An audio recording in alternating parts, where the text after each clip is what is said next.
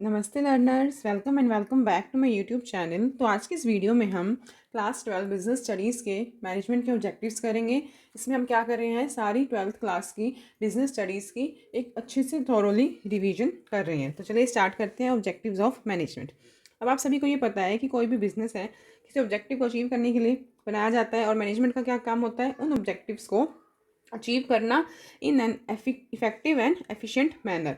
मतलब कि ऑब्जेक्टिव तो अचीव करना, लेकिन कैसे, इफेक्टिवली और एफिशिएंटली।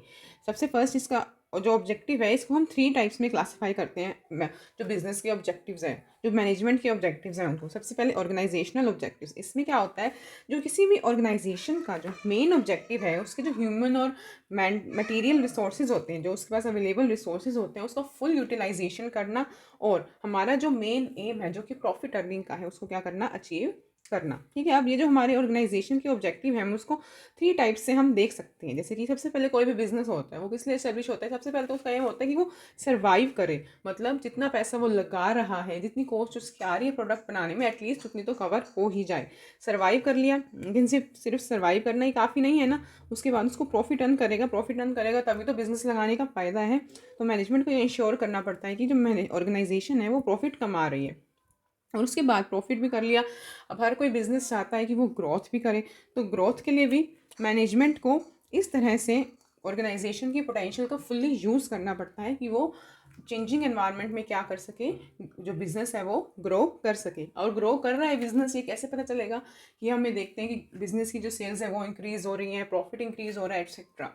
तो इससे कि क्या है, मैनेजमेंट के एक ऑर्गेनाइजेशनल ऑब्जेक्टिव्स के 3 पार्ट्स हैं। ठीक है। उसके बाद आ जाता है social objective. Second, social objective में क्या होता है, अब कोई भी बिजनेस है किसी सोसाइटी में रन करता है, तो एक बिजनेस की एक लाइबिलिटी या फिर एक रिस्पॉन्सिबिलिटी होती है कि वो जिस सोसाइटी में रन कर रहा है, अपना बिजनेस चला रहा है, अपने लिए प्रॉफिट अर्न कर रहा है, उसको भी तो बदले में कुछ दे।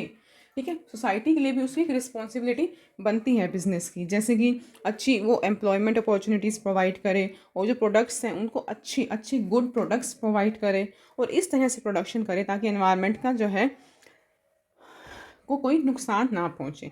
और जो बेसिक नीड्स होती हैं, जैसे कि schools, health care etcetera, society को, कम्युनिटी को वो प्रोवाइड करने में भी अपना कुछ कंट्रीब्यूशन दे। ओके। इसके बाद आ जाते हैं पर्सनल ऑब्जेक्टिव्स। अब पर्सनल, कोई भी ऑर्गेनाइजेशन है वो पर्सन से, इंडिविजुअल से मिलकर बनती है। ठीक है। हर कोई जो पर्सनल है, जो एम्प्लॉय है, उसका ऑर्गेनाइजेशन में एक अपना प्राइवेट ऑब्जेक्टिव, पर्सनल ऑब्जेक्टिव भी होता है। ठीक है। तो मैनेजमेंट का काम क्या होता है कि ये जो सारे मैनेजमेंट को, ये जो पर्सनल गोल्स होते हैं सिंगल इंडिविजुअल्स के, उसको रिकंसाइल मतलब मैच करना ऑर्गेनाइजेशन के ऑब्जेक्टिव्स के साथ, ताकि वो एक साथ काम कर सके। इस तरह से मैनेज करना कि जो ऑर्गेनाइजेशन के तो गोल अचीव हो ही सही, लेकिन जो पर्सन खुद के जो इंडिविजुअल गोल्स होते हैं हमारे एम्प्लॉयज़ और पर्सनल्स के, वो भी वो अचीव कर सके, ताकि वो सेटिस्फाइड रहे और अच्छी तरह से बिजनेस में, ऑर्गेनाइजेशन में वर्क कर सके। ओके।